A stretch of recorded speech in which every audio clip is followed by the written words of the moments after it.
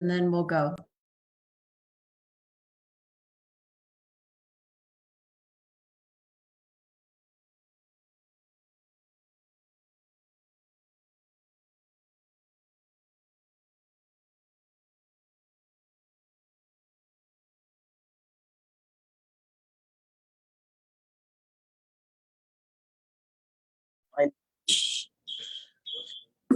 Turn your volume off for everyone. Hear that?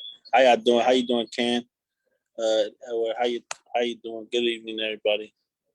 Good to see you. I'm just gonna give it a few minutes. Let a couple more people go in, like 2 minutes, and then we'll get started. Yep.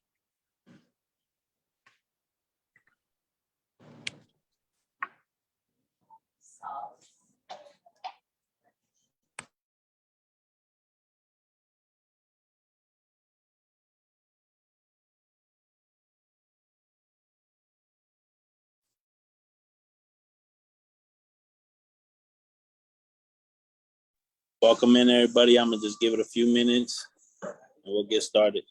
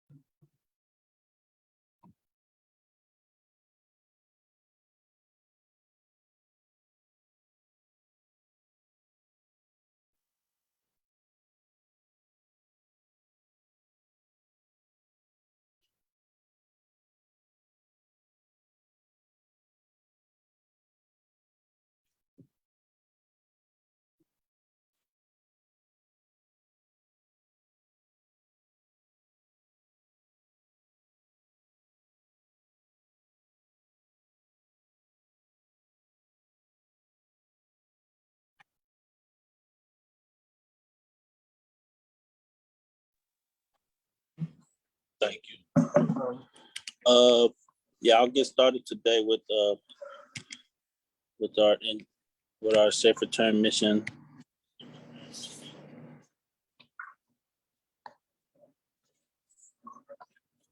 So, safe return. The Safe Return Project mission is to end mass incarceration, to re-enfranchise those who have been disenfranchised by criminal legal systems. Safe Return Project cares about our young people affected by criminalization. We understand how powerful, transformative, and impactful it is when others decide to invest in and care about the youth in their communities. To raise Richmond youth voices, Safe Return is coming together to lead and engage the Contra Costa community about upcoming elections based on experiences our young people have faced and learned about possible solutions directly from candidates. Lift Up Contra Costa, Budget Justice Coalition, Contra Costa Immigrant Rights Alliance, Reimagine Antioch, and Healthy Contra Costa. Also helping with the chat and the tech, webinar, resources, tech support. Now I'm gonna get into some candidate ground rules. The forum is intended to support open, respectful exchanges of ideas. This is not a candidate's debate. Each candidate will have a maximum of 1 minute to provide an opening statement. outlining their election priorities. We will use a timer to make sure everyone has the same allotted time. A moderator will ask one question at a time and allow each candidate to speak. Each candidate will have an opportunity to answer each question with a maximum time of 1 minute. Again, we will use the timer to make sure everyone has the same amount of time to respond. Time limits on statements, questions, and answers will be enforced by moderator during the forum. Remember, this is a youth-led candidates forum. Aggressive, demeaning, discriminatory, or otherwise hurtful language and actions will not be tolerated from candidates or our audience members. The moderator may ask individuals acting in such way to lead the forum. The moderator may intervene in any of these ground rules if any of these ground rules are not followed.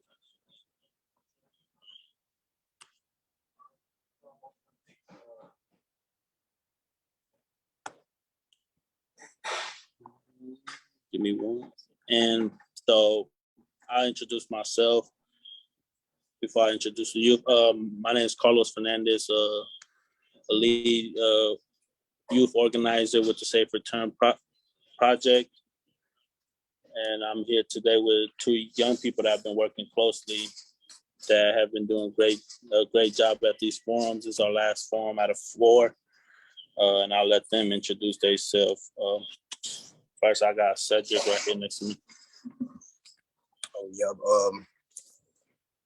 Good evening. My name is Cedric. I am 16 years old. I go to Richmond High School, and I am here today because I have concerns about public safety and housing in my community. I pass it to Brian. Good evening. My name is Brian. I'm 16. I used to go to Richmond High School, and I am here today because I have concerns about schools and food security in my community. I pass it back to Carlos. Thank you, guys. I'm getting back to my agenda right here. Next, I will read some bios from the candidates themselves. We had a few that did get sent in. Some people couldn't make it, some did get sent in.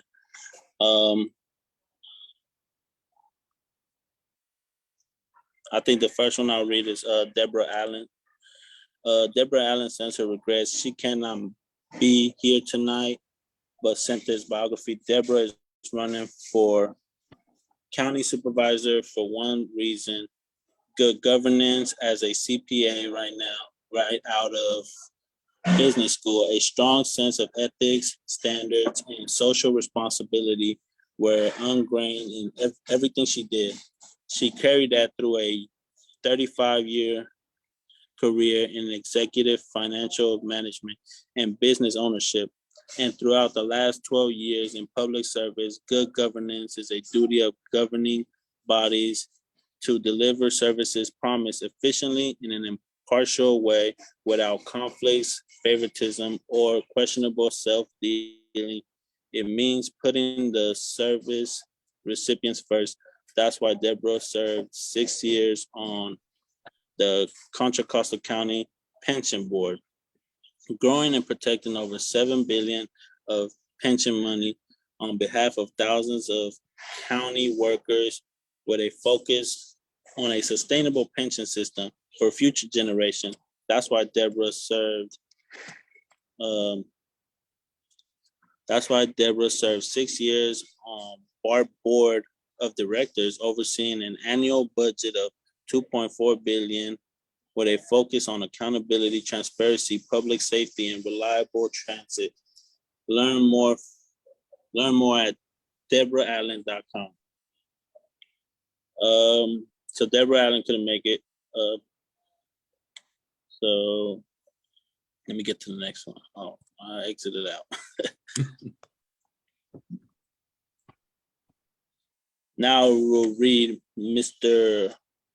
Carlson's biography. Ken is a native of Contra, Costa. Ken was raised in Concord and Pleasant Hill, attending the local schools. Ken's grandfather was James Moriarty. Sorry if I've mispronounced that. Who was a longtime Contra Costa County supervisor. Ken earned his Eagle Scout as part of the Walnut Creek Troop 820. Ken has a BA in Communications, Brigham Young University. Ken served 18 months in South Korea teaching English and missionary work.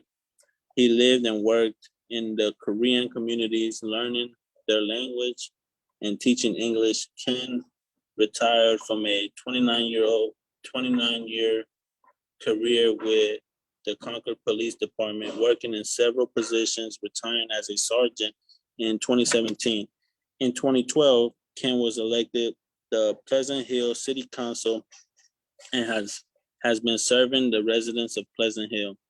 He serves on the following committees: Economic Development Committee, Budget Committee, Interview and Nominating Committee, the John Muir Community Health Fund, Diversity Committee, Housing Element Update Committee, the General Plan Advisory Committee. As part of the Mayor's Conference, he serves on the county's airport land use and hazardous materials commissions and board of Family Justice Alliance. He is also a member of the California League of Cities, serving on the East Bay Divisional and state boards. Mr. Carlson, you have 2 minutes to make your opening statement. Well, I just want to thank you all for being here, and I applaud you for getting involved and really paying attention. I know there's a lot that goes on in our lives, especially when we're young. There are so many different things we could be doing right now, but getting engaged with our communities and really engaging and making the world a better place is what motivates me, and I'm just proud to see all of you doing that very thing. I am Ken Carlson. I am running for the Board of Supervisors. I love the work I do, and I'm gonna sound like I brag a little bit because I am proud of the work I do, not only serving on the board of the Family Justice Alliance, dealing with people of interpersonal violence, victims of interpersonal violence, and how we can get them out of the cycle of violence, as well as address the trauma that they endured. And then also serving on the John Muir Community Health Fund. It's a grant-making body, and it has been 8 years, actually more. I turned out off of the board after 8 years, but we created an advisory board just so I could stay involved, because it is such an engaging group of people that gets to reach out to the community in so many different ways and learn about the needs of so many of our population that are looking for support and help and improvement. My platform going forward as your next supervisor is to work on the housing issues. How can we address housing, and how can we not only make more housing accessible, but how can we make it affordable? So there's something in your future that you can actually buy and build the wealth that we all want to have. The other is economic development. Bringing jobs, bringing educational opportunities to our population is hugely important to me, and I'll probably talk about that more. And again, public safety is, I am a 29-year retired police officer. There's a lot in law enforcement I can tell you that's broken and that we can fix, and there's a lot that we can do to make it better, but there's a lot of things that we do that are really good. I'll leave it there for now.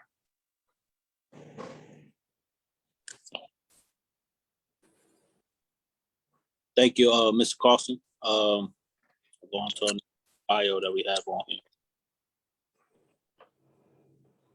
And I believe that was Annette. Give me 1 second. Annette Lewis. Now I'll read Annette Lewis's bio. Annette Lewis, can hold on. Make sure. Y'all can hear me, right? Okay. Oh, there we go.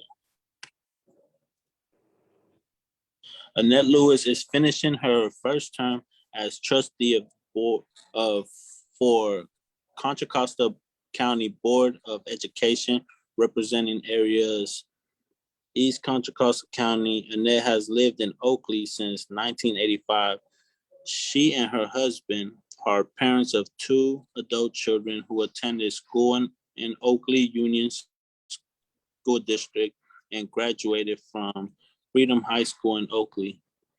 When her children entered school, she began her in-depth work and active school volunteer. For more than 25 years, she has worked on behalf of all children as a volunteer and advocate for education issues. She has served as a PTA leader for starting at the local schools, serving all the way up to California State PTA Board of Directors. She also worked for Oakley School District as a classroom aide and a substitute teacher. You can say she has made a career working on behalf of students. And unfortunately, Miss Lewis was unable to attend. And let me just, just making sure. So she was unable to attend. Next is, I'll read Mr. Justin Brown's biography. Justin Brown is a father and business owner with two amazing kids in our public schools. That's why he is 100% invested in the success of our community schools and truly grounded in the issues families face in today's changing economy. Justin has earned the endorsement of our county's school teachers, working family superintendent of public instruction, Tony Thurmond, and a majority of the Contra Costa County Board of Education. Students in the 21st century face a growing mental health crisis, serious economic challenges, and vast disparities in educational resources, enriching programs, arts, music, science, and technology, as well as career counselors, school nurses, and psychologists are often on the chopping block, leaving our kids with a lower shot at a great career than we had growing up. As a small businessman with a background in finance and arts, he'll work to ensure East County's school districts remain in the black while championing additional students' resources that parents and teachers know our kids deserve. Justin Brown pledges to represent our East County community with integrity and innovation and collaboration. Mr. Brown, you have 2 minutes to make your opening statement. Hello, well, can you hear me? I'm having trouble logging onto my computer, so I am on my phone. I want to thank you guys for inviting me, as well as cheer you on because you guys are joining into the fight. Democracy works when everybody is involved, and that's from the youngest child up until the oldest adult. My name is Justin Brown, and I'm running for the County Board of Education Area 5 seat. My top 3 priorities are to bring enriching programs that help our children succeed, not just in our K-12 education system, but beyond. I also want to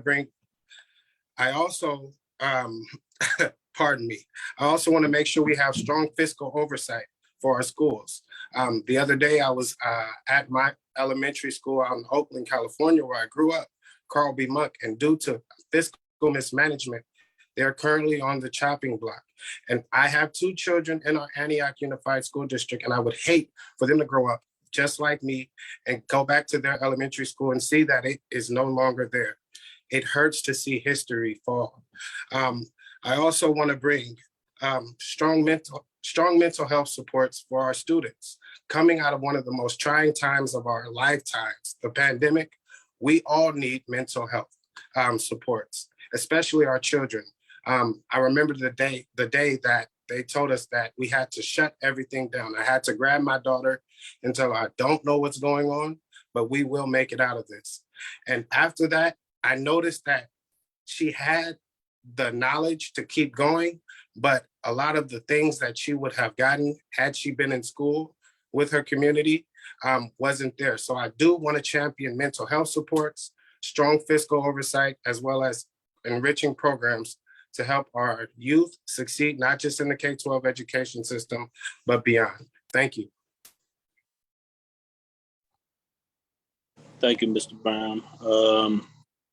Now we will move into our question portion. Youth will ask questions and each candidate will have 2 minutes to respond. Let me make sure. Okay, first, I think you go first. I think we'll go in the order that we started, so Mr. Carlson first and then Mr. Brown. Go ahead. I'll pass it to Cedric. Yeah, my name is Cedric. I'm 16, Richmond High. One of my questions is public safety. What does public safety look like to you, Mr. Brown? Are we starting with me or Mr. Carlson? Carlson, sorry. Okay. And I'm totally cool with it just being very relaxed. Feel free to free flow any way you want. Public safety needs to be reimagined. I mean, I was in it a long time, 30 years. I started in the late 80s and went through 2017, but it's got to be fixed and it's got to be reimagined. And part of that is taking mental health off their plate, taking social services off their plate, and really putting those in the hands of trained professionals. When I think about essentially a 30-year career in law enforcement, when it came to mental health training or social services training, I might have had 40 hours spread over 30 years. And how does that make me as a police officer, that trained mental health professional or that trained social worker that really understands the needs? Cops are a unique individual. And granted, we're exposed to a lot of horrible things in the world and we experience our own traumas, but we don't live it each and every day. So how are we going to be empathetic and compassionate, really providers when it comes to meeting the needs of our community? So I think we need to start by taking mental health, social services off their plate.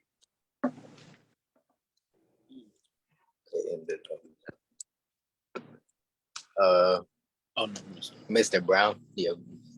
Yes. So public safety to me would be more so towards the education portion.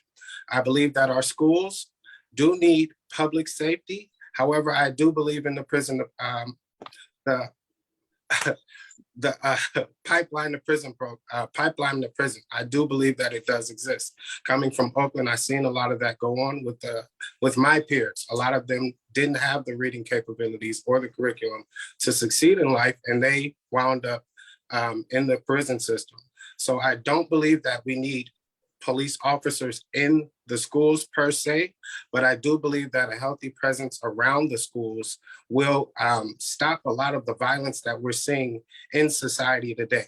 God forbid something happens like Uvalde or what just happened at King Estates in Oakland. So I do believe that public safety presence, police presence around the schools is needed. However, I don't believe that they need to be on the campus monitoring our students every day.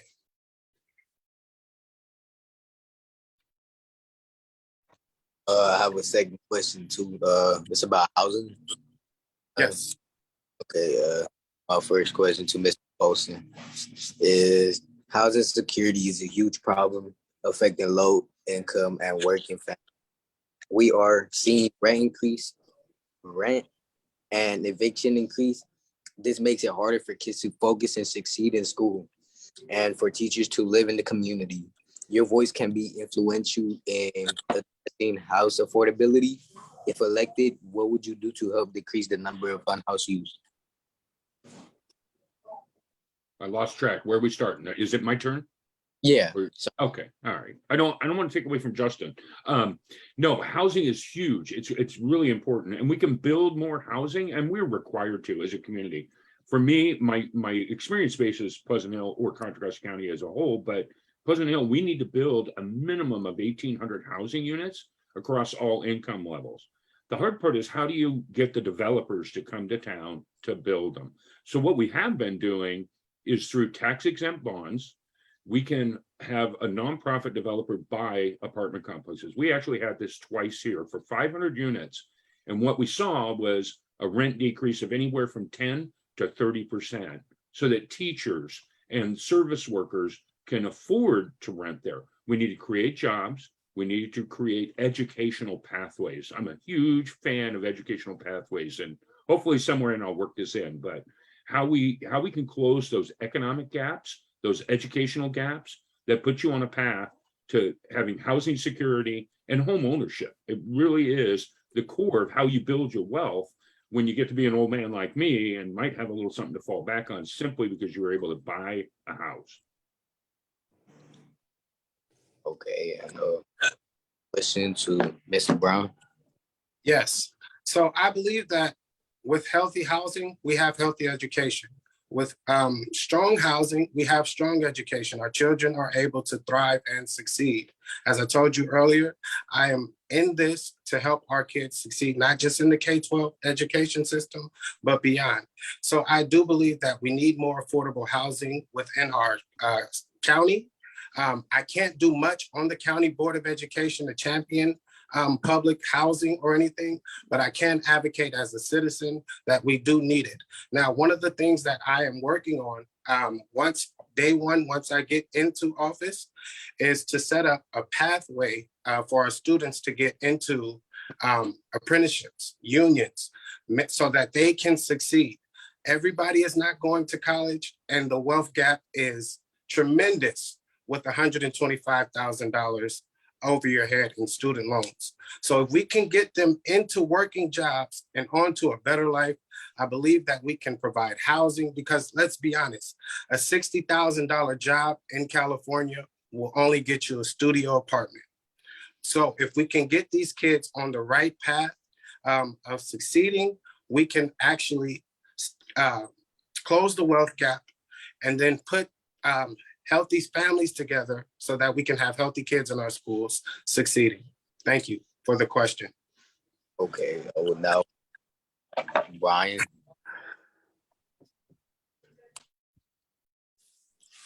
What's up with it, man? My first question is, what is your plan to bring more resources to our community and schools?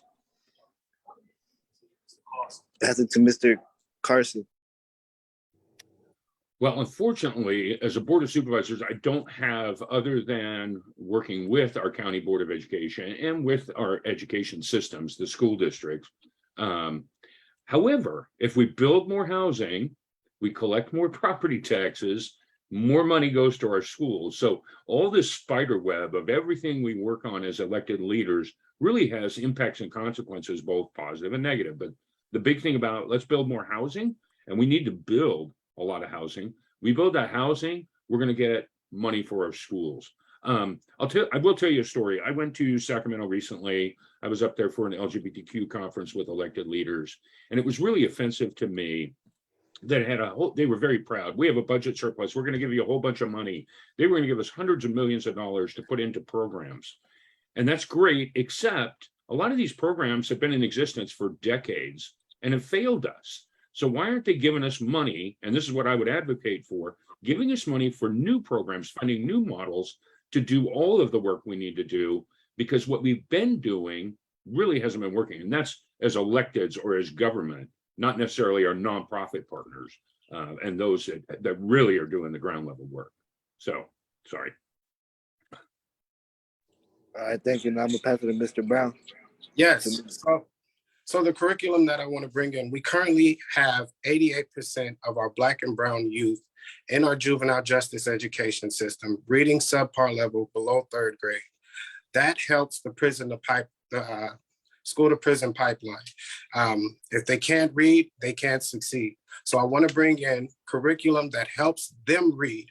So we can't just, so that we're not just capturing the 12%, but we're capturing the 100%. It's a quote that says 99.5 won't do. So we have to go after the full 100 to make sure that we all succeed. I also want to bring in environmental justice climate curriculum so that our students know that this planet that we have to take care of. And if we don't take care of it, we cannot succeed. I also want to make sure that the career technical education is brought to our schools because it allows our children, as I said before, to succeed, not just in the K-12 education system, but beyond. Thank you for your question. I hope I answered it to the best of my ability and to your liking. Yeah, thank you. My next question is, along with housing, young people also face the challenge of food security. Please describe an action that you would take or have taken to promote food security in the city. Pass it to Carlson. So I serve on a board. This might take me more than 2 minutes. Are we really going to be flexible tonight, seeing as others aren't here? Because I am so happy just to talk to you Yes. and share my ideas. So if you don't mind me talking over, I'd be happy to go a little longer. I won't talk too much. But one of the boards I sit on is the John Muir Community Health Fund, and it's a grant making body. And when I started there in 2013, we would meet with nonprofits, and they would ask us for funding to support a program. And it would be an individual program by an individual organization. It was very siloed. And what we quickly found was we need to build partnerships and expand that. So we started looking at initiatives that would grow and meet broader aspects of our population. So we've continued to support things like the food bank and Loaves and Fishes and all of those food support organizations, signing people up for the CARES program, getting them into CalFresh, all of those things, which we need to do. But we even made them partners in other initiatives. For example, I'm big on education. So we realized that in our healthcare world, we don't have enough healthcare workers, and we don't have enough in the pipeline to meet the need. And then the pandemic happens, and we burned out all of our healthcare workers. Many of them left the field because it was just too demanding, too much. So what we ended up doing was partnering with Mount Diablo Adult Ed, Empowered Aging, a senior outreach group, the food bank, Loaves and Fishes, Opportunity Junction. We brought them all together and created an educational pathway for people to get into the medical field and become CNAs or LVNs and ultimately RNs, being nurses in our hospitals and care facilities. So with that, we reached out to marginalized populations. So we reached out to single moms who were struggling to put food, let alone housing, around their families. And we made it so they could come to school, they would have hot food at school, they would have groceries to take home, they would work with Opportunity Junction to get the resources they need to be able to interview for jobs and all those things. And then they went through the CNA program. All of them have graduated. And we've now graduated. As a matter of fact, Opportunity Junction opened their own campus in Antioch. So we've expanded the campus, the program, in 2 areas in our county alone. We've graduated over 100 healthcare workers. All are employed. Many got signing bonuses. Many actually entered the workforce ahead of the minimum normal entry wage. And the state liked it so much that they gave us a $5.5 million grant to create this program in 5 additional counties. So those are the initiatives, the things that I want to bring forward. And I want to do it not only for healthcare, but behavioral health, let alone other trades and opportunities that we can. Because just like Justin was saying, we've got to work on our education system. Those disparities, just like in the healthcare system, if we address things like housing insecurity and food insecurity, you have better health outcomes. If we work on closing the education disparities, the economic disparities, then the food and the housing disparities, then you're bringing it all together. And that's how we need to look at the work we do. Is 1, are we meeting all those needs? Or 2, are the decisions I'm making negatively impacting our BIPOC population, especially? All right, thank you. Now pass it down. Thanks. All right. So studies show that students that don't eat at home and have food disparities, they don't perform well. So when I was in college, one thing that we did when I was a part of the pathway, not the pathway, but Politics and Law Society Club, we developed a food pantry on campus so that students could access it whenever they needed food, whenever they needed toiletries or anything, just so that we could help them succeed. I've taken that same passion out to Martinez, where I host a food bank every month on the 2nd Sunday. I apologize, I haven't been there in the past 2 months due to campaigning, but because of the CPI index going up so high, I was aware that families are hurting. They might not be able to go to the grocery store and get what they needed. So our food bank, being the source that they are, provided a good gap for families to get food. So that's one thing that I've been doing. I've always advocated for healthy food for our students. Just a quick story. About a month and a half ago or 2 months ago, I went by Mount Diablo School District or Mount Diablo High School in Concord. And I spoke with the nutritionist, and we sat down and talked about the health, the food choices that they have at school. And she said children are not succeeding because they don't have healthy food. So if we can get healthy food into our schools, we can ensure that our students are able to focus in class, be more attentive, and retain the information that they're receiving, and they can succeed. Hopefully I answered the question to the best of my ability and your liking. Thank you for that question. Yeah, for sure. Thank you. Now I'll pass it back to Cedric. I was going to ask 2 more questions: holistic healing and environmental justice. My first question is holistic healing. Safe Return Project Safe Return Project served over 100 youth in West County. We asked questions around trauma and healing, as well as mental health services.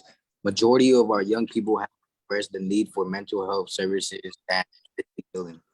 What is your plan to address the need for mental health services, holistic healing for young people? Mr. Carlson.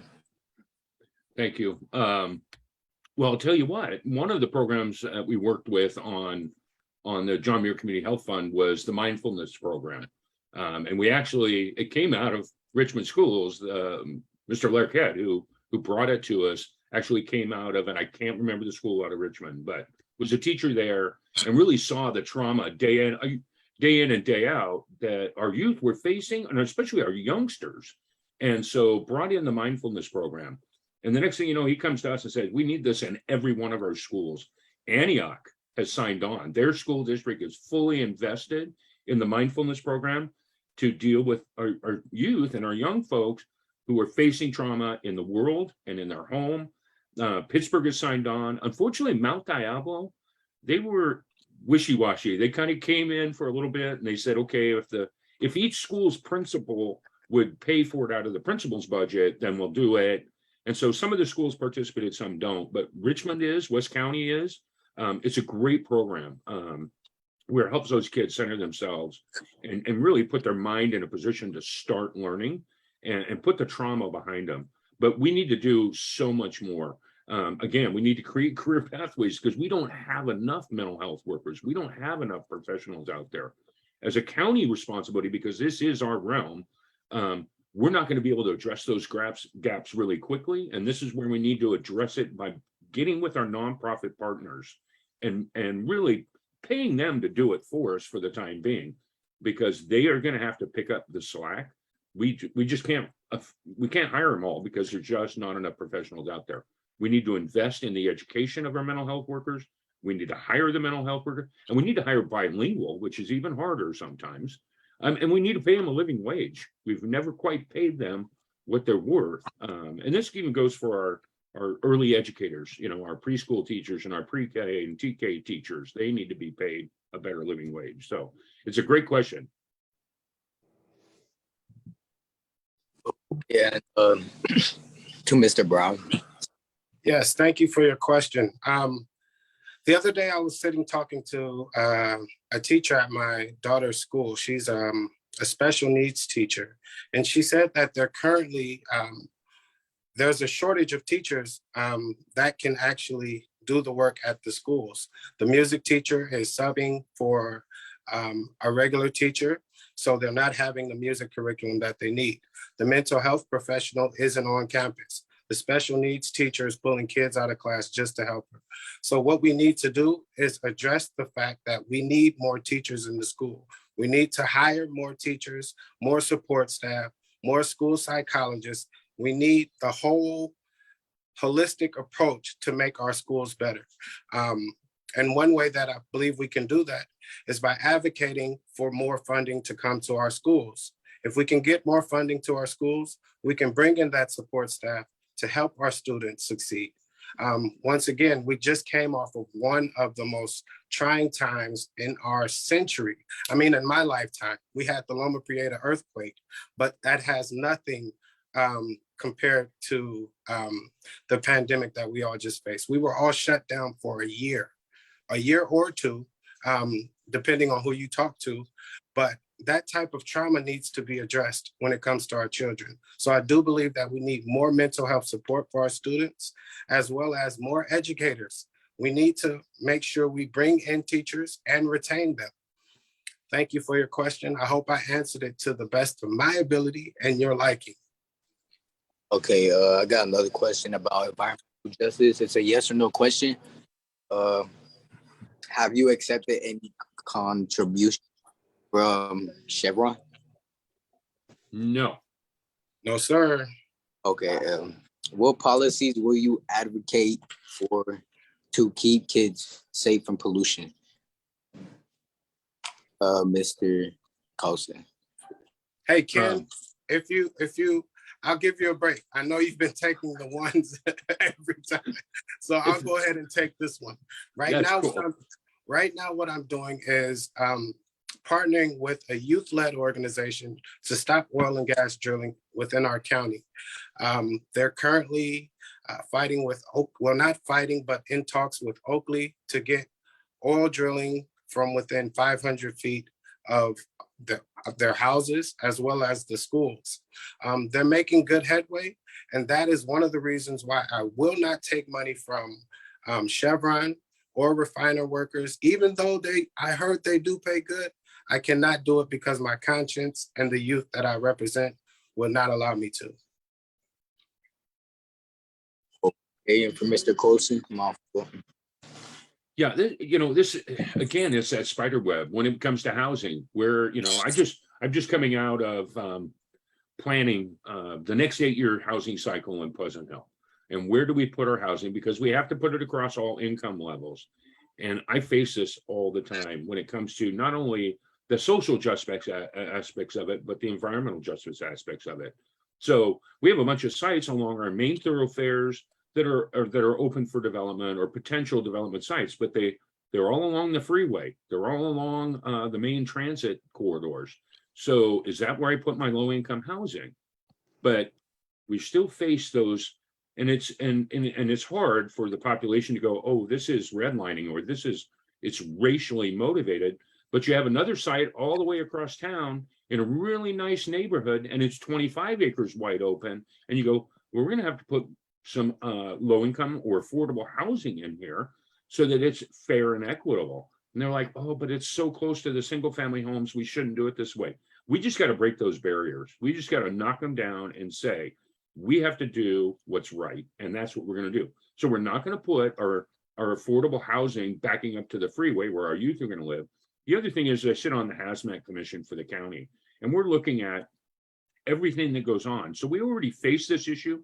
Too many of our marginalized populations live in environmentally unsafe locations, or at least in high-risk locations. And then you've got everything in West County, especially the refineries are along the shoreline, our rail lines are along the shoreline, and we need to be talking about sea level rise and how we're going to harden those assets to protect them from sea level rise, because that's going to wash right into your neighborhood, or it's going to cause us an environmental disaster. So it's always been. Now, Pleasant Hill, we kind of are in a little isolated world in some respects. We never had a climate action plan until I came to council. Now we're doing the general plan update. We need to make our climate action plan a part of our general plan so that we're actually making efforts to be environmentally just. We'll now pass it to Carlos. Hey, Carlos. Oh, we're almost done, y'all. We're done when you say we're done. That's it. Otherwise, we'll talk your ear off. Hey, man, the fourth one, I'm tired. But I want to ask if we have anything from the chat or Facebook Live team. Or are we doing that? Are we skipping that? No, yeah. I got a question about rent control and just cause evictions that I put my answer in the chat for those who want to see. I wanted to skip it. Who could answer that? Yeah, I know. I'm totally on board with just cause evictions. Landlords who just arbitrarily just come knocking on your door and say it's time to go. Yeah, I just can't. I can't support that. And I think we need to work on more than just rent control, but rent stabilization, inventory, and looking at rent control as options for how we can make housing insecurity much less.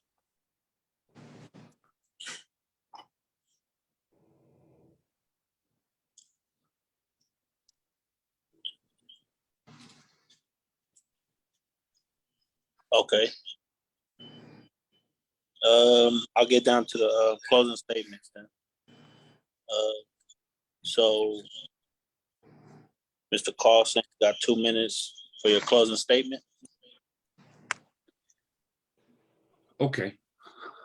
Thanks again for having me here. I love interaction. I love getting together. I wish we were in person because it's so much more, comfortable in some respects. Gives you a better feel of who I am, and it lets me understand a little better who you are. And when I'm elected to the Board of Supervisors, that door, that phone is always open. The opportunity to come and meet personally with people is really important to me. I'll just share some of the things that we didn't maybe talk about. I am the first openly elected LGBTQ member of the Pleasant Hill City Council. I am excited to make history by being the first Board of Supervisors that's openly LGBTQ. That lived experience, and I feel like we're in a trusted environment, so I'm just going to share with you in the sense of I grew up in a very conservative, religious, 1960s, 70s household, and coming out as a gay youth was not going to happen. I ran off and did what I did in life as a college student and a missionary, and then came back to my community and entered law enforcement. Not the environment that makes you feel comfortable to come out. But I also had the privilege of being white, right? So as long as I could keep that persona going, I could hide. I could be who, publicly people wanted me to be. Our people of color, they don't have that privilege. There's some lived experience here that we share, but not the full breadth of what we do. So I'm really proud of the barriers that I have broken. I'm looking to break more, but there's a lot of work to do, like we've talked about tonight: housing, economic development. How do we reimagine public safety? How do we reimagine our penal system? Should our youth, and I'll probably be a little pushing the envelope here. We did a forum just this last week in Walnut Creek where this topic came up. We're looking at closing the Byron Boys Ranch, or we're reimagining what we're going to do with our juvenile justice system here. Is the ranch a more, if we have to go with some type of incarceration system or some type of facility, is the ranch a better environment than what we're imagining over a juvenile hall? Those are things that we really need to talk about. What makes for a better learning and growing environment that's going to lead you on the path to come out and be integral to our community. So there's just so much work to be done. But then my opponent goes, no, kids need to be locked up. And I'm like, how can that be? How can that be in our world? That does not help us close the economic gaps, the housing gaps, the food insecurity gaps, all the things we need to do to make the path better for everybody. I'd rather invest that money in so much your education programs and your youth sports program, all the different things we can do. So I look forward to working on that, working on economic development, bringing new jobs, education, working on partnering on educational and career pathways, building our workforce, especially in the healthcare, mental health and behavioral health, addiction services, addressing the homeless issues. The list just goes on. And it tells you the work that I'm going to be coming to you to get the answers for. I'm going to be coming to you to understand that. One of the things I'm really proud of is at the Community Health Fund, after the George Floyd incident, we got together as a board, and we're a pretty diverse board, but we came together, and it was just like everybody else. We've got to come up with a racial equity statement. We got to make sure that everybody knows that we are on board and that we will not discriminate in how we do the business we do. And well, everybody was doing that. And we didn't want it to be just words. So when we wrote our racial equity statement, we put in there specifically that we're going to measure the work we do. We're going to hold ourselves accountable, and we're going to have our partners hold us accountable so that we know that we're either doing it or we're not. And if we're not doing it, we're going to hold ourselves accountable and we're going to fix it, as opposed to being just words on paper and it looking really pretty. I will say, I was able to raise the pride flag here in Pleasant Hill back in 2015. We've raised it every year since. And then in 2017, in response to the immigration issues we were facing as we realmed into the 2016 election year, an inclusive cities resolution. We are working very diligently and hard to make sure that anyone who lives, works, plays, comes to and visits Pleasant Hill has no issues and feels inclusive and welcoming. That even includes our business, schools, churches, individuals signing on to our Everybody Belongs program through our diversity commission. So I am proud to work with you, and I look forward to doing that when I take office in January. Thank you for that, Mr. Carlson. Yeah, thank you. Mr. Brown, closing statement, 2 minutes. Yes, first I want to thank you for having me on your forum today. And I just want to shout out Ken Carlson. He's awesome, and I look forward to him being our next supervisor. Well, not my next supervisor, but the next supervisor of District 4. You guys are the inspiration that I needed to see young people so involved and so engaged with well-formulated questions. Just gives me life. I look forward to serving you and making sure that the education system works for you and everyone that is involved. We need a more equitable education system. We need career technical education so that we can have those students succeeding once they get out of high school. We need more enriching everything. So that's what I'm here for. I will have my phone open as well as my email if you guys want to chat. Always give me a call, send me a link. I love talking, not as much as Ken. I probably won't give you guys about 5 minutes, but I do appreciate you guys having me on, and I look forward to having more conversations with you. Day one, if elected, please give me an email and say, Mr. Brown, it's time to get to work. This is what we need. You will be elected. Thank you, Ken. Thank you. Thank you guys for being here. Thank you for respecting our rules, respecting the youth, having positive things to say for the youth. To the youth, I want to thank the candidate. Don't be touching me, man. Thank you. I thank everybody that came today. Feel me? Hell yeah. Pass it to Brian if you want to talk, just because his phone died. So thank you. And then just to close, I'm gonna close us off real quick. We would like to thank the candidates for their participation tonight and for their willingness to run for this important office. Good luck. We would like to thank our youth, Lift Up Contra Costa, Budget Justice Coalition, Contra Costa Immigrant Rights Alliance, Reimagining Antioch, and Healthy Contra Costa, also helping with the chat and tech. We thank the audience for coming, and remember to vote on November 8th and take a friend with you. Yes, Thank you. yes. Great job. Great job. Have a great weekend, everybody. See you soon.